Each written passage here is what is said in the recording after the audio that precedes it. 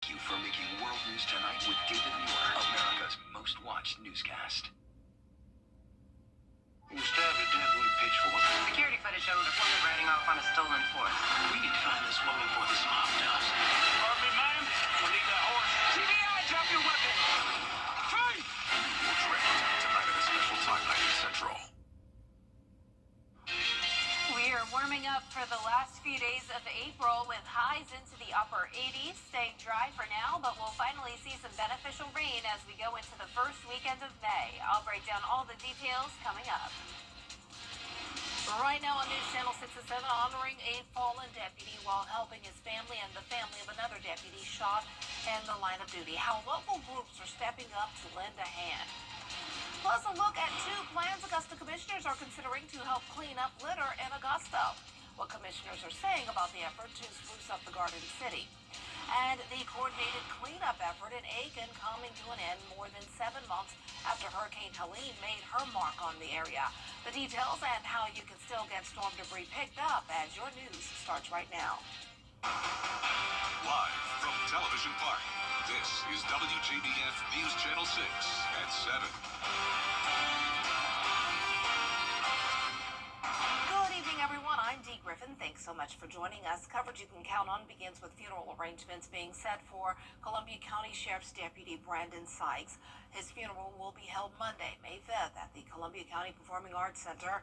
And Deputy Sykes is survived by his wife, Amber, who is also an employee of the Sheriff's Office, and his daughter, Lindsay. The family is asking that donations be made to the Tunnel to Towers Foundation in his honor. The service starts at 12 noon. The Columbia County Sheriff's Office giving an update today on Deputy Gavin White's condition this afternoon. In a statement on Facebook, the Sheriff's Office says Deputy White is improving. He's walking and talking, all while maintaining a very positive attitude. He still remains in the hospital tonight. Now, if you are looking for ways to help Deputy White, one way you can do it is by donating blood. Shepherd Community Blood Center is holding a drive to replenish their supply after all of the units used for Deputy White. Now, for each donation, Deputy White's family will receive $20 to help with his treatment and recovery. It meant a lot to me, and I know it meant a lot to Shepherd for the turnout that we've had here, as well as the tragedy itself. There's so many uncertainties in life now, and you never know when life's going to happen to anybody. The tragedy happened to the deputy just like that, and it could happen to any of us just like that in a moment. If you missed your chance to donate tonight, you can stop by any Shepherd Community Blood Center location from 8 a.m. until 6 p.m. The community continues to mourn the loss of Deputy Brandon Sykes following this weekend's officer-involved shooting. Now, one local organization is working to raise donations for the Sykes family. Graham Lee has more on the Shields and Ladders organization. They have been very active in ensuring that they are taking care of them. Theopolis Knight founded the organization 2 years ago to help first responder families when an unforeseen medical or financial emergency comes their way. It affects them a lot more because they're used to giving assistance instead of receiving assistance, and so they don't reach out. Working in law enforcement, I see that. The goal of these donations is to cover their basic needs. That way they can focus on recovering. For example, they might need a relative flown in to help them take care of the kids or the home or whatever. So, or they just might need somebody to talk to. So we want to be there for them. They might need somebody to clean up the house, go purchase some food, mow the lawn, whatever. We're outside of the box, and we want to talk to them and design it just for them. The organization has helped other previously injured deputies in our area, including Richmond County Deputy Kenneth Mercer after he was shot in the neck 2 years ago while on duty. Last year, they also worked with the family of Washington County Deputy Gordon Alley after he became paralyzed from the waist down due to a car crash. Knight says the work to support the Sykes family is well underway, and they invite the community to join the effort. We have a meal train going on. We have people bringing food in to us, so the community is responding very well. Give us a call, go online, let us know what they want to do, and it may not be monetarily. They might just want to bring some food in for the families or whatever. We'll be there for them. If you'd like to make a donation to Shields and Ladders to support the Sykes family, we'll have a link to that on our website, WJBF.com. In Augusta, Graham Lee, WJBF, News Channel 6. Help is pouring in for the family of Deputy Brandon Sykes, and the Police Benevolent Association is one of those stepping in. The organization provides attorney representation and other benefits to include giving up to 1 year's salary to the family of the fallen officer. They'll do the same for other families as well. It's important that the community, wraps their arms around all the members of law enforcement and the families as well. But especially, prayers for them, prayers for the Sykes family and Gavin White and his family. Gavin's still in the hospital, and he's got a long road. And so just remember all of them in your thoughts and prayers. To learn more about the foundation and to give, head to pbfi.org. We have all of this information on our website. Well, it's time now to get a first look at our weather with Chief Meteorologist Jenna Petranti. It was another beautiful day. Yeah, Dee, we had the clouds earlier, but check this out now. We are back to clear skies just in time for the sunset. Here's a live look in on our Terry Lambert Hyundai Skyview cam from Augusta Marriott. Today's almanac in Augusta shows a low of 56, so 2 degrees above average, and then a high of 83, just 1 degree above average. So overall, typical late April temperatures for us. It's honestly feeling very great outside. It's not too hot. It's not too cold in the morning. These temperatures, it would be nice if they lasted all the way throughout the summer, right? But I'm sure we'll be heating up very soon. But in the meantime, lots of 80s in the forecast. Wrightsville, you're at 81 right now. Crawfordville at 80, 79 in Edgefield, and those dew points are in the upper 50s through low 60s. So we did have more moisture today, and that's what allowed those clouds to form, but we didn't have a single drop of rain. Winds are coming out of the southeast. We're seeing around 5 to 10 miles per hour sustained. Overall, pretty light winds with the clouds moving out. And you can see as we zoom out here, there were some isolated to scattered storms from western Georgia down to the Florida Panhandle. But the bulk of the rain is across the central U.S. along that cold front. High pressure is still in the Atlantic, and that's driving in dry air to keep those rain chances limited over the next couple of days. We'll be down into the middle 70s within the next hour, 70 exactly by 10 p.m., upper 60s by 11. And looking ahead, you can see highs up to 88 degrees over the next 3 days to come. Some slight rain chances Thursday and Friday, but our best shot at some rain will come on Saturday. I'll have more details on how that could impact your weekend coming up. But back to you, Dee. All right, thanks so much. We'll see you then. A proposal that will help make Augusta look better going before city leaders today. Commission committees looking. There's a push in the final weeks of this year's South Carolina legislative session to pass a bill that supporters say could protect children from inappropriate content. State House reporter Caroline Yaffa tells us if this bill is passed, it could change what kids are allowed to see in schools, libraries, and online.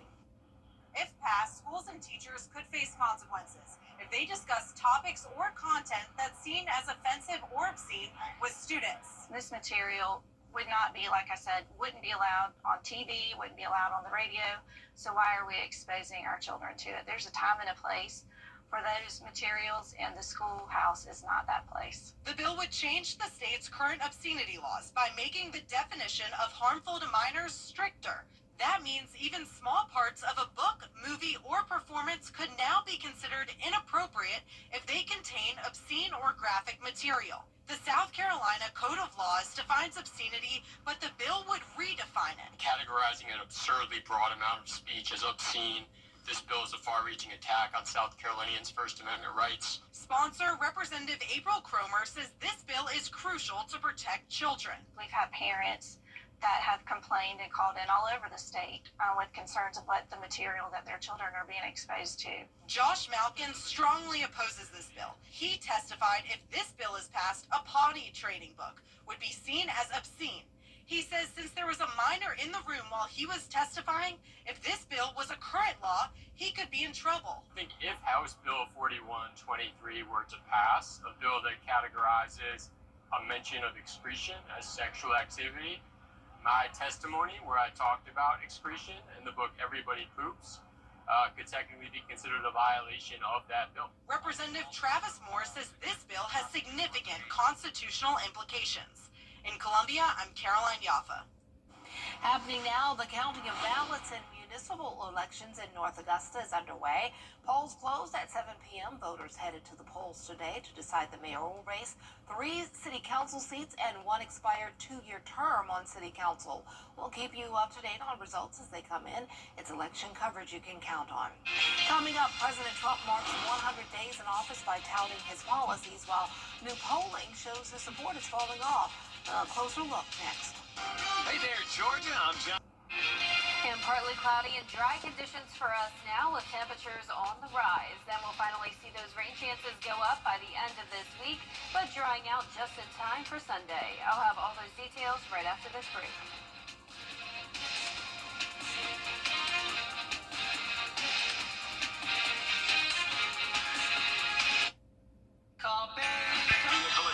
Jones Auto Group. Every day, ordinary people in the CSRA do extraordinary things to serve our community.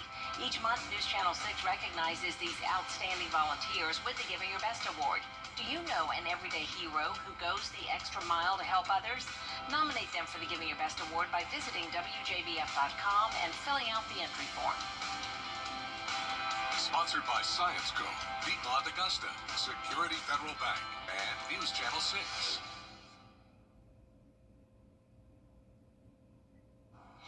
Now, your most accurate forecast with WJBF Live 5/6. Welcome back. I hope you're enjoying the 80-degree weather. It's sticking around for quite some time, and you can see it's not just us here in the CSRA, but all across the Gulf Coast and into parts of the Northeast. 80-plus degrees today, but you can clearly tell where there's a cold front because on the backside of it, temperatures are not nearly as warm. In fact, it's in the 50s in Minnesota. We have scattered showers and storms all along this front, some severe weather and flooding concerns happening, but for our neck of the woods, high pressure in the Atlantic is still driving in enough dry air to limit those rain chances over the next couple of days. The clouds have cleared, and you can see here the temperatures are in the upper 70s through low 80s across the board. Washington, you're at 77, but 80 in Wrightsville, 82 in Waynesboro, 79 in Aiken, with nice blue skies before the sun sets. Here's a live look in on our Terry Lambert Hyundai Skyview cam outside the station. Just a couple hours ago, it was mostly cloudy, but it's now nice and clear. We're sitting at 80 degrees with that southeast wind of 8 miles per hour, humidity at 49%. Here's a look at your Wednesday forecast, 58 in the morning, mostly clear, but some patchy fog will be possible around bodies of water. Typical morning forecast. Then as we go into the afternoon, some clouds at times, but staying dry as we climb to 88 degrees. That'll be the case over the next 3 days to come, and then those temperatures go back down to near average this weekend and into early next week. So we could really use some rain, and our best shot at that will be on Saturday, but some isolated showers and storms will be possible Thursday and Friday as well. But for that first full week of May, it's looking pretty dry. We're expecting below normal rain chances across our area and a good part of this East Coast as we go into the start of May. But as for our future cast, we're going to skip Wednesday since there's not much going on. But Thursday at lunchtime, some isolated showers and storms start to pop up. Not expecting these to become strong or severe, and most of us will be dry. But with an increase in moisture with the southwest flow ahead of a cold front, that will give us the opportunity for at least some pop-up rain chances. Now, by Friday morning, some showers possible, and most of the day does look dry. But then again, by Friday night, as this cold front slowly but surely inches closer, we'll have another chance of rain, but it doesn't look like it'll really be until Saturday afternoon where we see more widespread coverage here as that cold front pushes through the CSRA. But just in time for maybe late night Saturday plans or Sunday plans, we're drying back out. So it is a split weekend forecast. I'd go ahead and plan Sunday for your outside day. It's going to be really nice, mostly sunny and dry completely. And Saturday still up in the air. You know, we could have some changes there. It won't be a complete washout, but once again, Sunday is the better day when it comes to spending some time outside. Now, Sunday morning, it will be a little bit chillier as well. Lows down to 55, but for tonight, we'll be in the upper 50s to low 60s. Highs tomorrow in the mid to upper 80s, a warmer day. That 10-day forecast is showing the rain chances over Thursday through Saturday, and then we're starting out next week dry and sunny. Then some rain chances creep back in by the end of next week, and temperatures will warm up again into the upper 80s, but not a whole lot of changes over the next 10 days. It's consistent is good. Yeah, thanks a lot. Well, coming up, we will take a look at a new weight loss drug that industry experts are calling a game changer. A closer look next. We've helped injured people. Coming up, a teen in Texas couldn't go to her high school prom, but hear how the hospital where she's recovering brought prom to her when we return. Dance like nobody's watching. A teen in Texas couldn't go to her high school prom, but hear how the hospital where she's recovering brought prom to her when we return. Dance like nobody's watching. Except when people are watching, like your roommate and the new boyfriend you forgot she was bringing over. Believe in yourself. But know your limits, because right before an interview really isn't the time to try being a hairstylist. Anything is possible. So yes, winning is possible. But so is not winning, which means sometimes the best way to play actually is to save some possibility for another day. The South Carolina Education Lottery, supporting better players and a better you.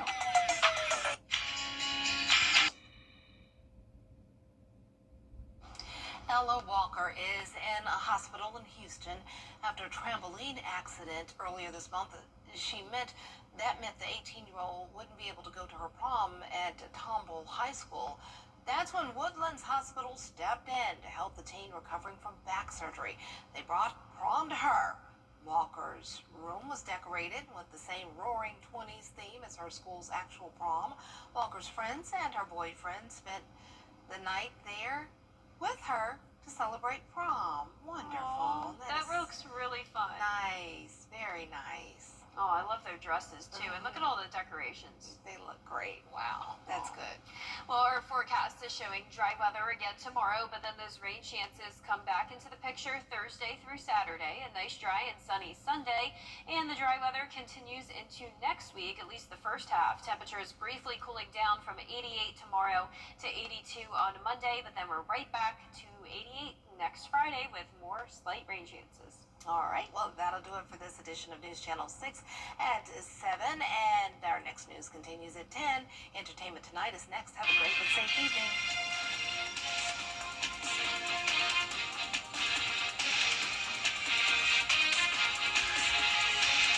Or stop by our dealership in Martinez for a test drive. Your journey starts with Gerald Jones.